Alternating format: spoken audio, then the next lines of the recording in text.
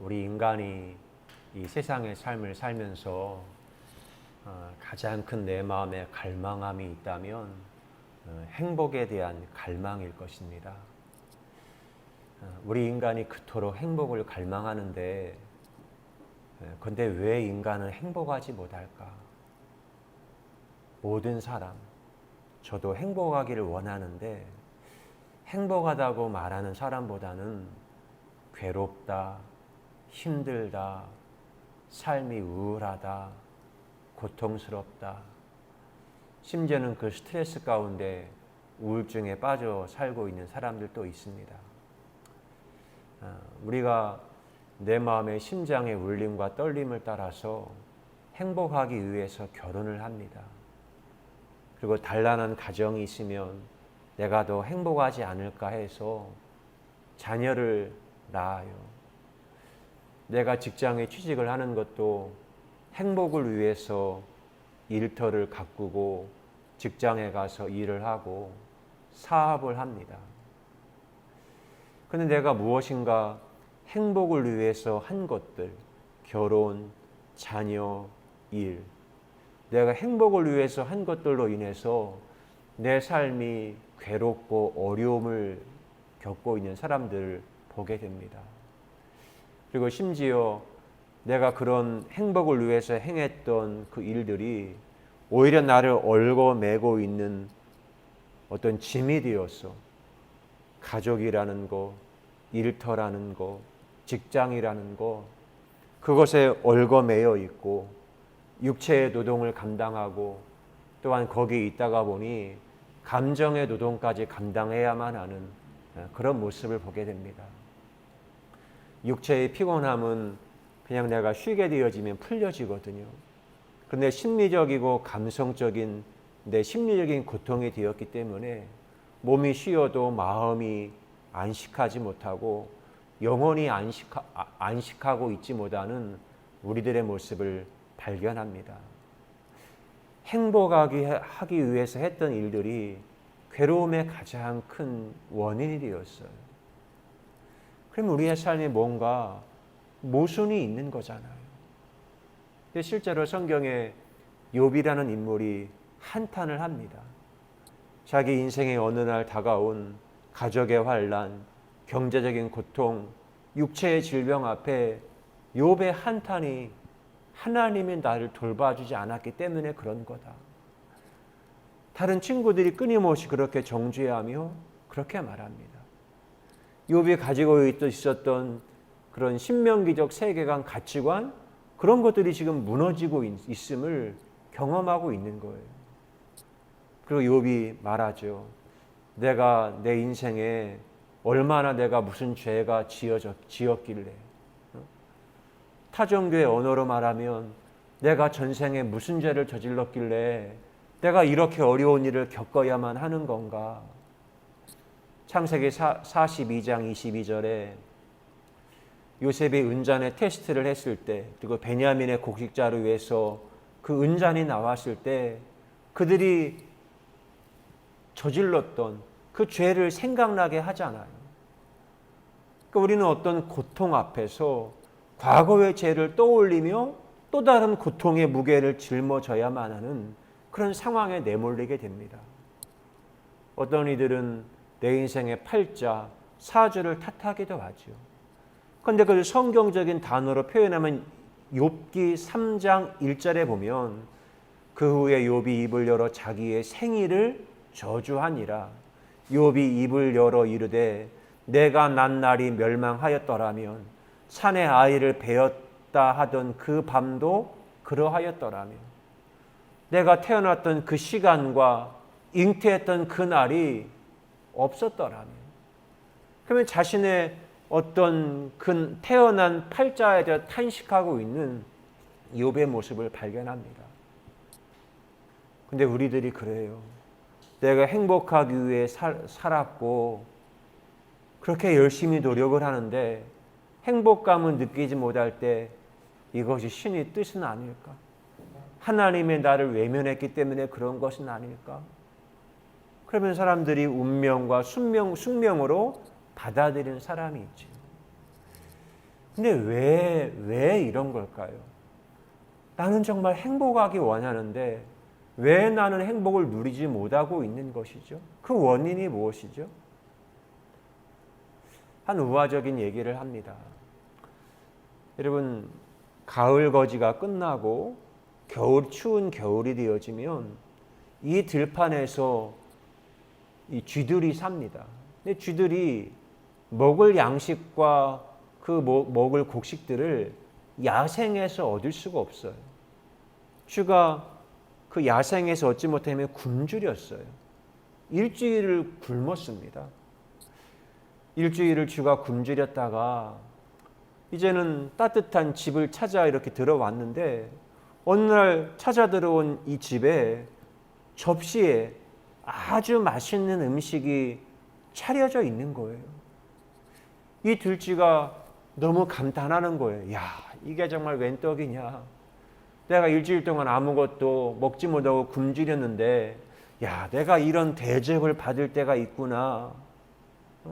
내게도 이런 복이 굴러 들어올 때가 있구나 하고는 이 들쥐가 아주 기분 좋게 차려진 음식을 맛있게 먹었어요. 근데 먹고 난 다음에 배가 아픈 거예요. 떼굴떼굴 쥐가 구르는 거예요. 쥐약을 먹은 거예요. 쥐약을. 근데 쥐가 떼굴떼굴 구르면서 하나님이 나를 왜 벌을 주시나? 전생에 내가 무슨 죄를 지었기에 내가 오늘 이 쥐약을 먹게 된 건가? 내가 태어난 팔자가 그래서 오늘 이런 일을 겪고 있는 건가? 이런 쥐가 왜 그런 고통을 당하고 있는 것이죠? 그 내 앞에 차려진 것이 쥐약인 줄을 몰랐어요. 내가 무지했기에 내가 이 실체를 해석할 능력이 없기 때문에 그 고통이 내게 찾아오게 된 겁니다. 자신이 결핍된 상황, 탐욕, 그 어려운 상황이요, 나를 점점 더 무지하게 만들어 버리고 있어요. 우리가 판단력이 상실되고 내 삶에 어떤 결핍이 계속이 되어지면 사람이 공황장애를 겪습니다. 사리 분별력이 떨어지고 상황을 바르게 판단할 인식 능력이 우리에게 현격히 떨어지는 거예요. 나홍진 감독이 곡성이라고 하는 영화를 만들었습니다. 그 영화에 보면 곽도원 배우가 종구라는 그 경찰 주인공 역할을 해요. 그에게 딸 효진이가 있는데 그 효진이 아빠에게 하는 말, 중요한 말이 있어요. 그 영화의 주제 같은 어구죠. 무엇이 중요한디? 무엇이 중요한디? 그게 한번 3번을 끊임없이 그 무엇이 중요한디가 그 영화의 메아리처럼 울리고 있어요. 여러분, 무엇이 중요한디 그걸 잃어버리면, 내가 무지해지게 되면 현혹이 돼요. 절대 현혹되지 말아야 되는데 무엇이 중요한지 내가 무지하게 되면, 무감각해지면 내가 현혹되어져요. 우리에게 미끼가 이렇게 눈에 보여요.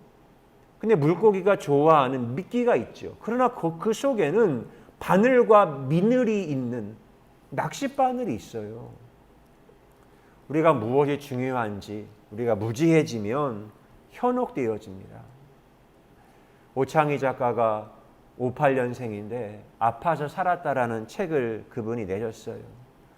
그분은 경상북도 영양에 태어나서 4살 때부터 아버지를 따라 경북의 오지를 다니면서 산과 들에서 마음껏 자연에서 뛰놀며 자랐습니다. 그러나 대학교 2학년 21살 봄이 되었을 때 몸에 질병이 찾아왔어요. 왜 나에게 이런 질병이 왔는지 처음에는 병명도 모르겠어요. 그러다가 류마티스라는 병명을 얻었어요. 근데 그 병명을 얻었을 때 이제 내가 이 병의 실체와 정체를 알았으니 내가 이 병에서 빠져나올 수 있지 않을까라는 기대가 있었어요. 그리고는 교수님의 어떤 처방을 따라서 약물, 모든 치료를 받았지만 근데 그 류마트 질병에서 벗어날 수가 없어요. 그런데 과학적인 의료 지식인 약물로 치유가 안 되니까 이제는 현혹이 돼요. 민간요법이라는 그 기능성 식품이 이게 나에게 답이 되지 않을까? 그 소리가 들리고. 근데 그것도 안 되니까 온갖 미신의 어떤 방법들이 내게 들리는 거예요. 누구는 새끼의 그 토끼의 생간을 먹어서 치유되었다. 바위 위에 이끼에 달려있는 그 이끼를 다려서 먹었더니 치유되었다. 내가 현혹이 되니까요. 그게 소리가 들려서 그 일을 하고 있는 거예요. 엄마가 그렇게 하니까 먹을 수밖에 없는 거예요. 나중에는 주술적인 방법, 종교적인 방법, 무당을 데려다가 굿까지 하는 거예요. 왜? 현혹이 되었으니까. 내가 무지한 상태 가운데 카오스의 혼돈 상태에 빠졌으니까요. 그런 일을 하는 거예요. 그런데 그러다가 오창의자가 깨달아요. 내가 병에서 치유함 받는다는 그 지점에 행복의 지점을 설정하고 보니까 하루하루 귀한 오늘의 삶이 증발되어져 버린 겁니다. 그리고는 그가 인생의 깨달음을 알고 내가 행복의 지점은 류마티스 질병에 치유받는 게 아니라 내가 류마티라는 이 질병을 내 인생의 친구와 벗으로 받아들이기로 결정했다. 그리고 류마티스와 동행하며 살다가 보니까요. 힘들고 어렵지만 오늘을 잃어버리진 않는 거예요. 오늘이 증발되지 않는 거예요. 류마티스의 질병은 있지만 관절의 고통은 있지만 그 고통 가운데 오늘을 꽃피우는 삶을 오창희 작가가 사는 거예요. 류마티스라는 벗을 알게 되니까 내가 깊어지고 오늘이란 삶이 꽃피우게 되네요. 우리는 어떤 사건과 스토리를 구성하게 될 때 내가 보지 못했던 어떤 시점, 어떤 관점을 갖는 게 중요해요. 내가 사물을 볼 때도 이런 높이가 있고 더 높은 시점에서 그 사물과 사건을 볼 때가 있습니다. 근데 시점이 높아지면, 시점이 다른 관점이 되어지면 그 사건과 고통을 해석하는 눈이 새로운 시점과 시각이 내게 다가오는 거예요. 저는 성경도 마찬가지입니다. 어느 하나의 스토리를 말할 때 이야기만 보는 게 아니라 이 이야기가 만들어진 공간적인 시점이 어떤 곳이었는지 그 공간적인 장소적인 맥락을 보게 될 때 그 스토리보다 텍스트보다 더 많은 울림이 내게 다가옴을 느끼게 돼요. 오늘 예수님이 하신 말씀이 갈릴리라는 곳이에요. 그 후에 예수께서 갈릴리에서 다니시고 유대에서 다니려 아니하시면 유대인들이 죽이려 함이로라. 유대인들이 죽이려고 하는 그 상황. 그리고 예수님은 갈릴리에서 나고 자라신 분이세요. 왜 예수님은 이 갈릴리라고 하는 곳을 왜 무대로 왜 이 세계에서 하나님의 구원의 역사를 설명하고 계시는 것이죠? 마가복음에도 보면 첫 번째 복음서인데 예수님의 사역의 첫 번째 시점을 갈릴리에서 시작했다고 설명을 하고 있어요. 갈릴리는 그때 당시에 가장 풍요로운 곳이에요. 팔레스틴 지역은 사막 광야 같은 곳인데 팔레스타인 땅에 농사가 가능한 가장 비옥한 곳이 갈릴리라는 곳입니다. 그러하였기에 권력자, 힘 있는 사람들은 갈릴리를 착취를 해서 그들의 권력 풍요로움을 유지를 했어요. 이준익 감독이 자산 오버라는 영화를 만들었습니다. 자산이라는 곳이 흑산도, 그곳을 배경을 하고 있어요. 왜 흑산도에서 이 자산 오버의 이 어류도감, 이 책이 만들어지고 왜 그곳에서 그 아름다운 이야기가 만들어졌을까? 근데 그 시간과 공간적인 맥락을 보면요, 더 많은 것들을 이 공간, 흑산도라는 그 공간의 무대가 우리에게 전달하고 있는 메시지가 굉장히 크게 다가옵니다. 정약전은 국가에서 왕에게 버림을 당했어요. 여러분, 조선시대 유교 이념에 가장 중요한 사상이 효잖아요. 나라에 충성하고 부모님께 효도한다. 근데 정약전은 이 주자학, 유교 이념이 팽배한 그 조선시대 가운데 거기를 더 이상 견딜 수가 없는 거예요. 그런데 서학의 이념을 따랐다는 그것이 빌미가 되어 권력자들의 목표, 타겟이 되어서 왕에게, 나라에서 버림을 받고 가장 나라에서 먼 곳인, 한양에서 가장 먼 곳인 전라도, 그리고 가장 먼 곳인 흑산도에 버려진 존재예요. 잊혀지고 버려진 존재가 되었어요. 그 자산어보의 맨 첫 서문에 등장하는 창대는 어떤 사람이죠? 아버지가 나주에 사는 부자예요. 그 아버지가 흑산도에 왔다가 씨를 뿌리고는 창대를 낳았어요. 서자예요. 아버지는 그리고 창대를 버렸어요. 창대는 아버지에게, 서자이기에 과거 시험도 못 봐요. 돈도 없기에 공명첩도 못 사요. 창대도 아버지에게 가문에서 철저하게 버려진 존재입니다. 국가에서 버려진 정약전, 가족에게, 아버지에게 버려진 창대, 그들이 서로 친구가 되어 흑산도에서 만났어요. 서로가 벗이 되어서 서로를 더욱더 깊이 있게 만들어가는 이야기가 차산오보 영화로 만들어진 거예요. 흑산도라는 이 무대, 맥락이 어떤 곳인지를 알게 되어지면 그 스토리가 말하지 못하는 많은 소리와 떨림과 울림이 우리에게 다가온다는 것입니다. 예수님이 공생의 사역을 맨 처음 시작할 때 갈릴리에서 시작을 합니다. 마가복음 1장 9절에 보시면 그때 예수께서 갈릴리 나사렛으로부터 와서 요단강에서 요한에게 세례를 받으시고 곧 물에서 올라오실새 하늘이 갈라짐과 성령이 비둘기같이 자기에게 내려오심을 보시더니 하늘로부터 소리가 나기를 너는 내 사랑하는 아들이라 내가 너를 기뻐하노라 하시니라. 예수님이 요단강에 세례를 받으실 때 가장 억압받고 착취가 받고 있는 갈릴리 나사렛이라는 동네에서 예수님이 오셨어요. 요단강에서.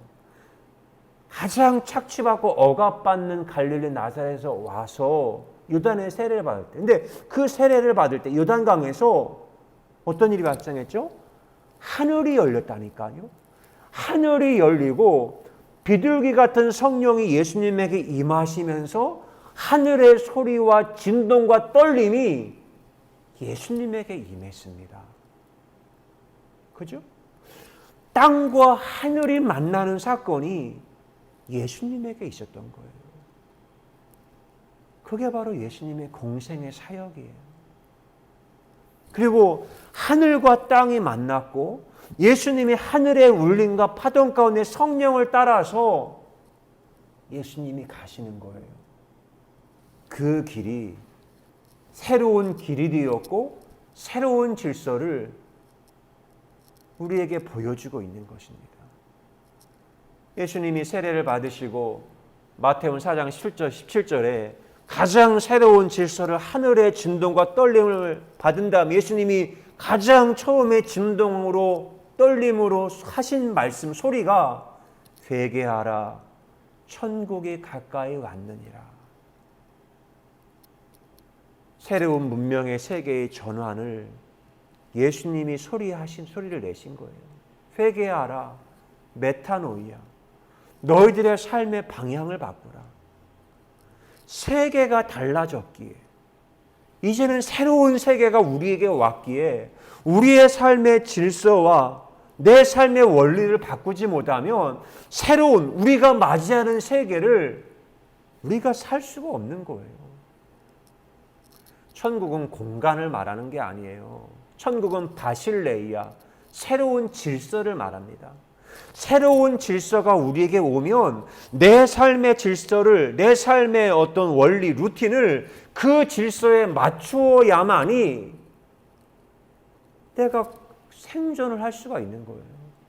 새로운 세상이 오면 새로운 세계의 질서, 그 세계의 언어를 배우고 그 언어 가운데 새로운 세계에 내가 융합이 되어지며 나를 꽃피우는 거 이거 해야 돼요. 그때 나는 성장하고 변모하고 내가 한 단계 내 인생을 점프할 수 있는 거예요. 우리가 코로나 팬데믹 상황을 만났습니다.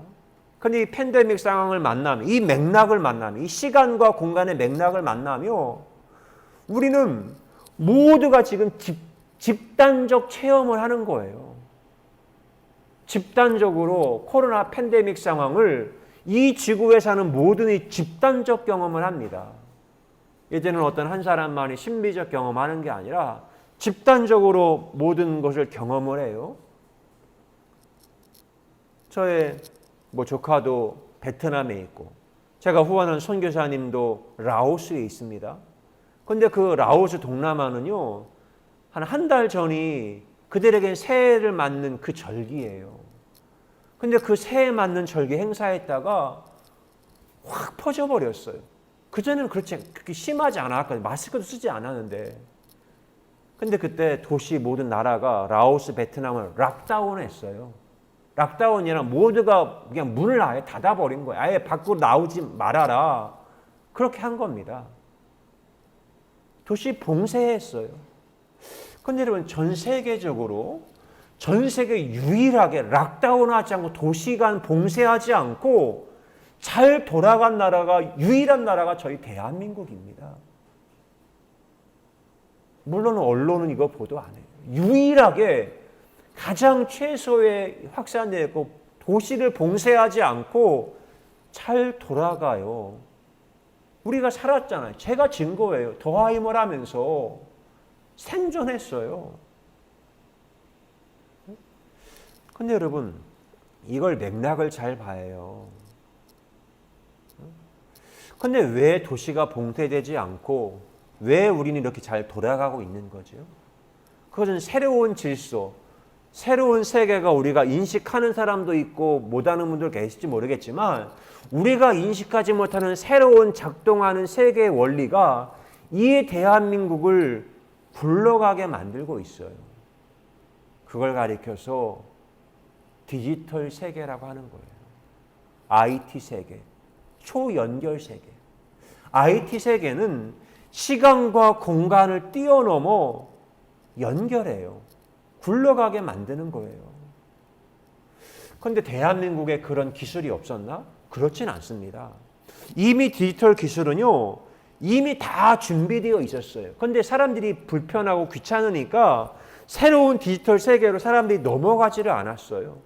그런데 생존해야 하다가 보니까 교육을 받아야 되고 내가 생존해야 하다가 보니까 오프라인 강의가 다 차단되다가 보니까 온라인 강의를 해야 하다 보니까 오프라인에서 온라인으로 아날로그에서 디지털 세계로 이제는 우리가 일련의 삶을 살면서 적응이 되는 거예요. 그리고 모두가 집단적 경험을 하고 있는 겁니다. 그래서 비대면이라고 해요. 비대면이라는 게 어떤 거냐면 사람을 얼굴을 안 본다라는 게 아니에요. 비대면의 진짜 의미는 내가 너하고 얼굴을 보지 않아도 잘 돌아간다. 그 의미예요. 디지털 세상이기에 가능해요. 내가 너하고 얼굴을 맞대지 않아도 세상 돌아가는데 문제 없다. 그게 바로 비대면에 대한 설명입니다. 그러면 잘 보세요. 대한민국과 전 세계를 보세요. 그러면 비대면이 되면, 디지털 세계가 되면, IT 기술의 세계가 되어지면 가장 싫어하는 사람은 누굴까요? 누가 가장 싫어할까요? 대면함을 통해서 권력을 가진 사람이에요. 왜냐? 대면함을 통해서 권력이 작동하거든요. 과거 예전에 30년 전, 40년 전 초등학교 다닐 때 그때는 한 주에 한 번씩 월요일 아침에 되면 전교생이 운동장에 1,000명, 2,000명을 모아놓고 교장 선생님 훈화 말씀이 있었어요. 1,000명, 2,000명이 모두가 다 교장 선생님을 바라봐요. 그게 바로 권력의 상징입니다. 권력자가 모든 걸 지켜봐요. 그런데 이제는 직장에 가지 않아요. 상사를 보지 않아요. 그러면 권력의 미세한 게 사라져요. 예전에 60명, 68명씩 한 반에 아이들을 모아놓고 선생님이 있을 때는 선생님이 절대 강자예요. 선생님 그림자도 밟지 않아요. 그런데 이제는 25명? 아니, 이제는 줌 수업을 1대1로 해요. 그러면 선생님의 권력은요, 점점 약해져요. 그러니까 권력자들은 너무 막 불안한 거죠. 그러니까 우리는 지금 대면하여 이렇게 예배의 모습을 해요. 그런데 우리가 이렇게 있지만 디지털로 비대면으로 누군가와 무엇인가와 상거래가 연결되어지는 디지털 세계도 함께 공존하는 세상에 우리가 살고 있습니다. 야, 그러면 우리가 어떻게 해야 할까? 디지털 세계인데 디지털 세계에 들어가 살려면 가장 먼저 중요한 게 있어요. 내가 그 공간을 간다고 담나는 게 아닙니다. 우리나라 어떤 사람이 아메리칸 드림 꿈을 가지고 미국으로 갔어요. 이민을 갔어요. 그런데 영어가 안 돼요. 그러면 광활한 미국 땅이지만 영어가 통하지 않으면 더 활동 반경은 더 좁아요. 만나는 사람은 더 축소된다니까요. 왜? 말이 안 통하니까. 마찬가지로 디지털 세계가 우리에게 왔어요. 어른들은 디지털 세계로 주문할 때 이제는 디지털로 주문도 해요. 그러면 과거에 아날로그만 살았던 어르신들은 가게 가는 것도 힘들어요. 주문하는 것도 힘든다니까요. 스마트폰을 못하면 더 많이 불편한 게 더 많아요. 그런데 이제는 그 세계를 즐기려면 디지털 언어를 배워야 되는 거예요. 디지털이라는 것은 가상세계, 비트의 세계, 그런 세계예요. 육체의 눈으로 인식하지 못하는 세계입니다. 그러나 저는 그 세계를 살면서 저는 생존하며 제가 배우는 것은 디지털 세계와 현실 세계, 신앙의 세계, 문학의 세계, 고전역학의 세계, 양자역학의 세계, 이게 다 융합되어 있는 것을요, 저는 제가 이렇게 넘나들며 살고 있어요. 그러다가 보니까 모든 순간에 올인하며 집중이 되고 몰입이 되네요.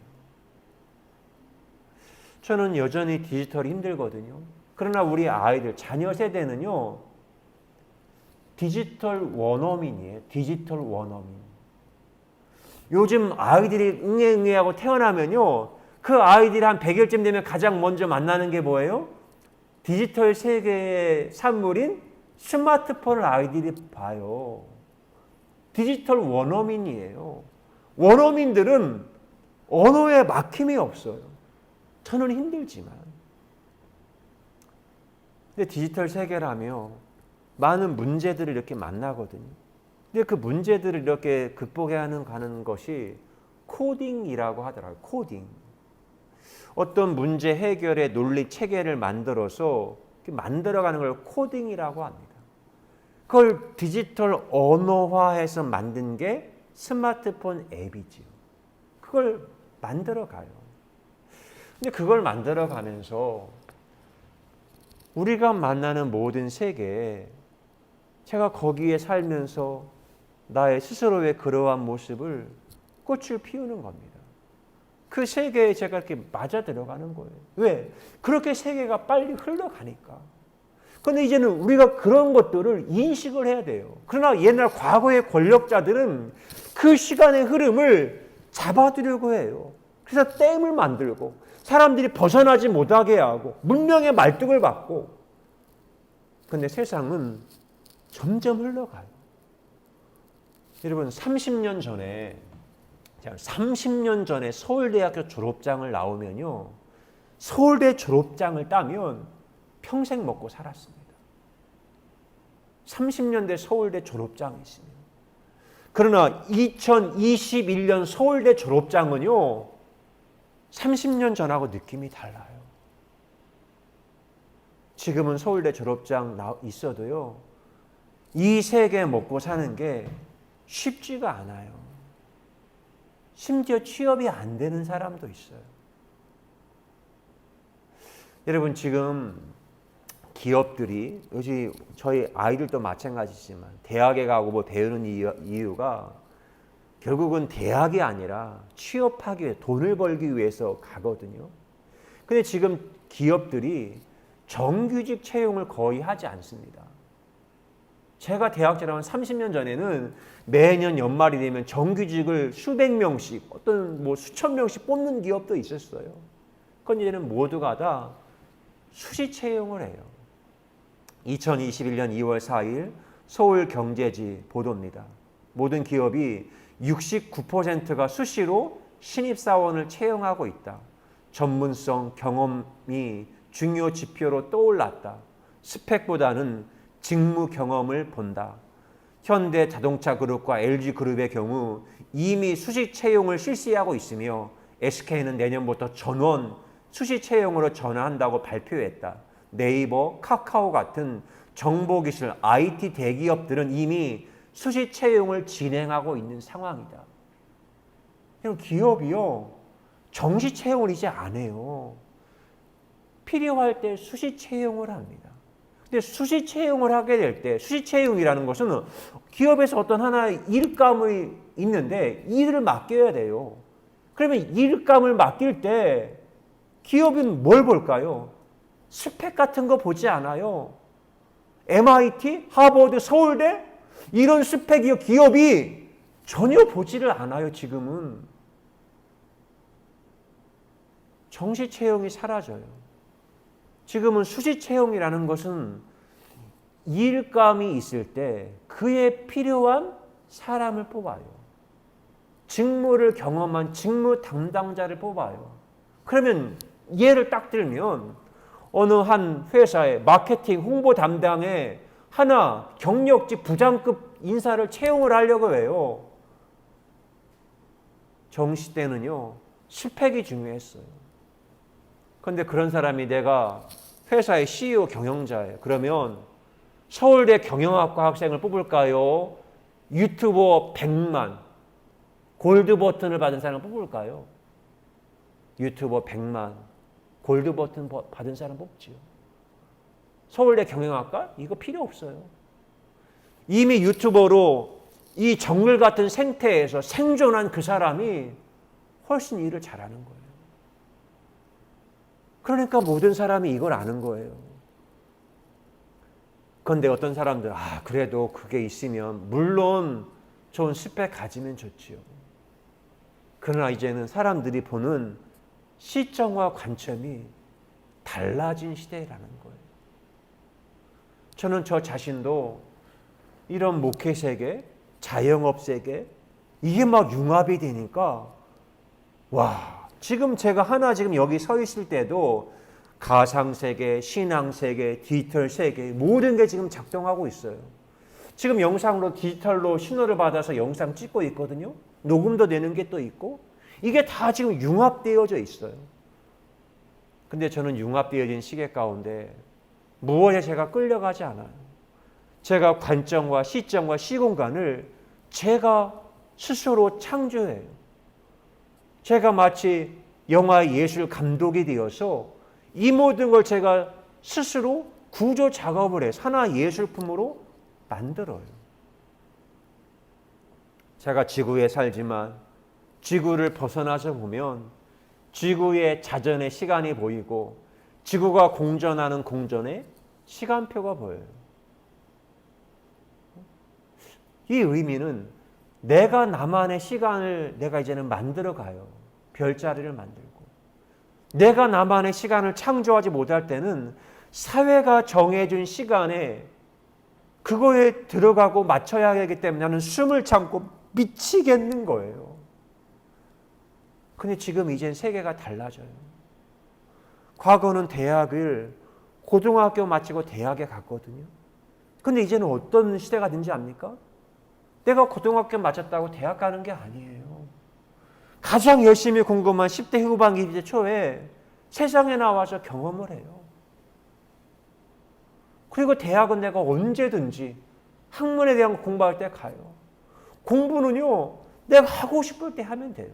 그리고 이제는 실무와 공부가 따로 떨어져 있는 시대가 아닙니다. 근데 내가 이렇게 한 일들이 시가 바로 그 작업을 한 거더라고요. 제가 시를 쓰는 게 내가 이 모든 세계를 융합을 해가지고 내가 지금 나만의 재창조, 하나님의 고유한 소리와 떨림이 왔을 때 내가 사는 이 세계를 하나님의 소리로 떨림 가운데 재창조하는 게 바로 시구나. 그리고 오늘 아침에 쓴 시입니다. 시는 제가 이렇게 코딩을 해서 한 산물이에요. 나에게 시란 태움의 코드를 쓴다. 로고스 던지니 파토스가 장단을 맞추고 에토스가 불꽃놀이 한다. 코스모스에서 자전의 시간, 공전의 시간이 들리고 마음의 별들이 쏟아져 내린다. 샤바트 코딩 마치니 젖된 아이 어미 품에 안겨 잠을 잔다. 저는 이 시에도 많은 세계의 언어가 복합적으로 융합되어 있어요. 여러분, 이 세계를 산다는 게 하루하루가 불안이거든요. 근데 이 시의 마지막에 인용했지만 시편 131편 2절 실로 내가 내 영혼으로 고요하고 평안하게 하기를 젖된 아이가 그 어머니 품에 있음 같게 하였나니 내 영혼이 젖된 아이와 같도다.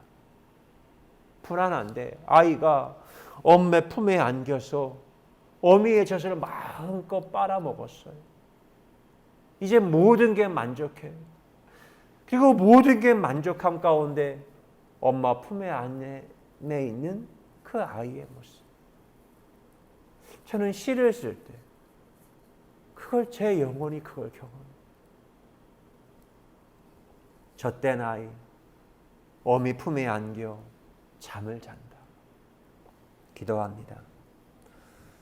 좋으신 하나님, 내가 이 세상에 이 문명 세계에 살 때 너무나 많은 불안과 두려움이 그 경랑의 파도가 내게 밀려 들어옵니다. 세상은 너무나 빠르게 변하고 있는데 나 자신은 그 변화의 속도에 따라가지 못하고, 그리고 세상은 나에게 어떤 시간의 한계를 정하고 그때까지 모든 것을 마치라고 할 때, 결과를 보이라고 할 때 나는 제대로 숨쉬지 못하고 헉헉대며 달려야 하고, 그렇게 달려왔는데 내 손에는 열매가 없을 때 나 자신을 잃어버린 것 같고 빈 껍데기만 남은 것 같고 영혼 없는 유령이 된 것 같은 좀비와 같은 나의 모습 앞에 털썩털썩 주저앉는 것이 나의 모습이었음을 고백합니다. 그러나 하나님을 바라볼 때 내가 인식하지 못했던 새로운 시간, 공간, 그 소리가 들리게 하신 것 하나님 감사합니다. 이 온 천지 만물에 하나님의 소리와 떨림으로 창조된 것이기에 이 우주 만물에는 하나님의 뇌성과 소리가 깃들어 있습니다. 내가 사랑으로 그 모든 것을 관찰했을 때 그 모든 것에서 떨림의 소리를 듣게 하시고 그 떨림의 소리가 새로운 시간과 새로운 공간을 재구조와 작업을 해서 아름다운 예술품, 영화로 만들어 가시는 하나님의 경륜을 찬송합니다. 그리고 하나님의 그 소리에 함께 가락을 맞추어 함께 춤을 출 수 있는 예술인으로 거듭나게 하신 하나님의 사랑에 감사합니다. 그 하나님의 때를 기다리며 푸시케가 기다렸을 때 스스로 그러함을 따라 스스로 그러함을 따라 에로스의 꽃이 피웠듯이 하나님의 아가페의 꽃을 경험하게 하신 하나님의 사랑에 감사합니다. 예수 그리스도의 이름으로 기도드리옵나이다. 아멘.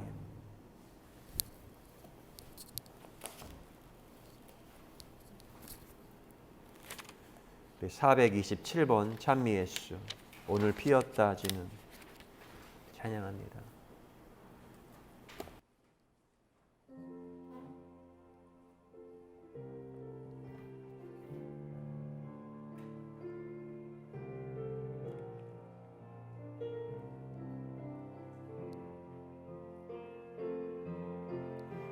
오늘 피었다지는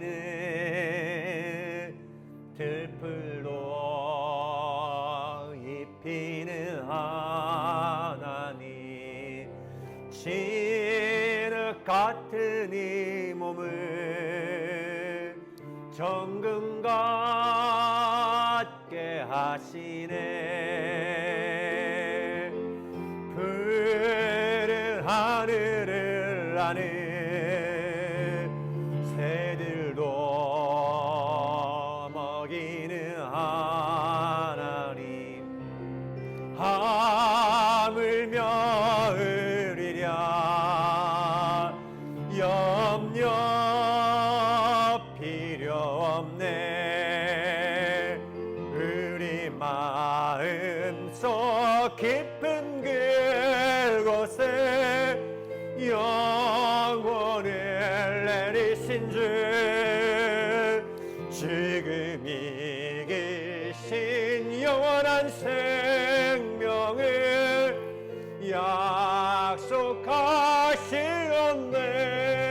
약속하시었네. 오늘 피었다지는 들풀로 입히는 하나님, 진흙 같은 이 몸을 정금 같게 하시네.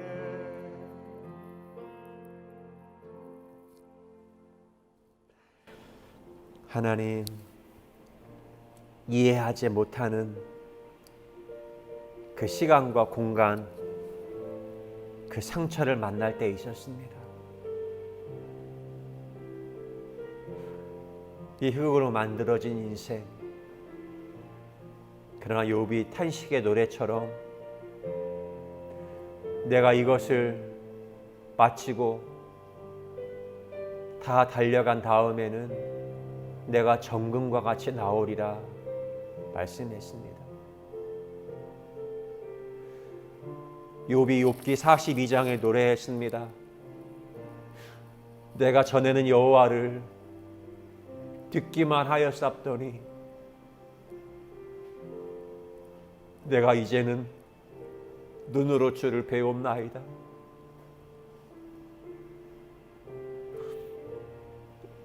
그게 저의 인생의 고백입니다. 생체기간하고 늘 그 피 흘림이 난자한 저의 삶의 현장이었습니다. 그러나 내가 나의 삶을 포기하지 않고 나의 삶을 사랑하고 내 삶에 깃들어 있는 하나님의 울림을 품었습니다. 그리고 관찰했습니다. 그리고 때가 찬 시간에 시가 터져 나왔습니다.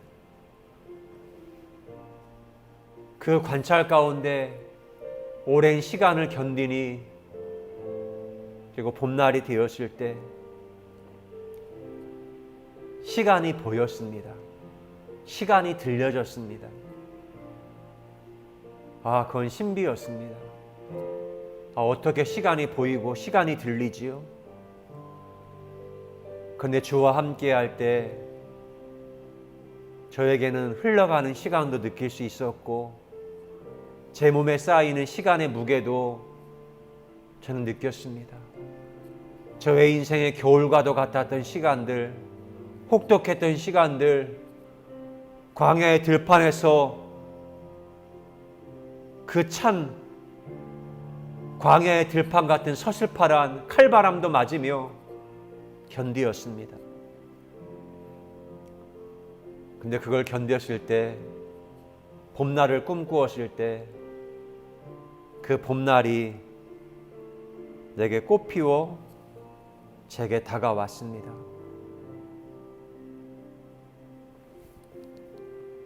시실, 날실, 캔버스.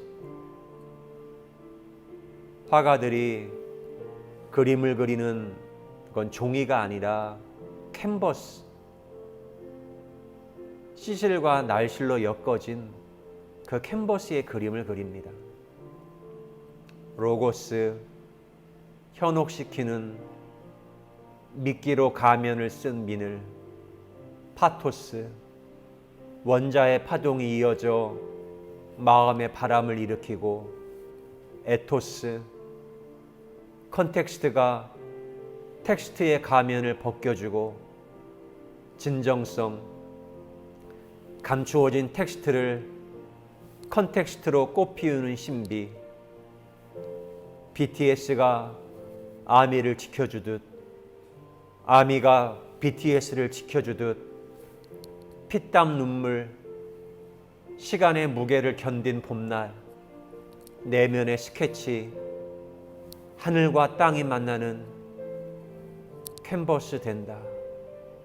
하나님 감사합니다. 예수님이 갈릴리 나사렛에서 오셔서 요단에서 세례를 받으실 때 하늘이 열리고 비둘기 같은 성령이 임하며 하늘의 소리와 진동이 예수님에게 들려진 것처럼 오늘 내가 서 있는 자리마다 착취당하는 갈릴리와 같은 땅이지만 하늘이 열리며 성령이 임하고 빛의 파동, 바람의 파동이 임해서 내가 가는 곳마다 새로운 세계를 스케치하며 디자인하며 캔버스로 만들어가게 하신 하나님을 찬송합니다. 오늘도 그러한 모습으로 오늘 내가 머물러 있는 지금 여기 이 시공간을 하나님의 숨이 담긴 그 세계로 재창조하는 그 일에 우리를 예술인으로 예배자로 부르신 하나님을 찬송합니다. 이젠 우리의 생명이신 예수 그리스도의 은혜와 하나님 아버지의 크고 놀라워진 사랑하심과 성령님의 감화 감동 위로 교통하심의 역사가 하나님을 예배한 사랑하는 모든 주의 자녀들 위해 영원히 함께 하시기를 간절히 축원하옵나이다.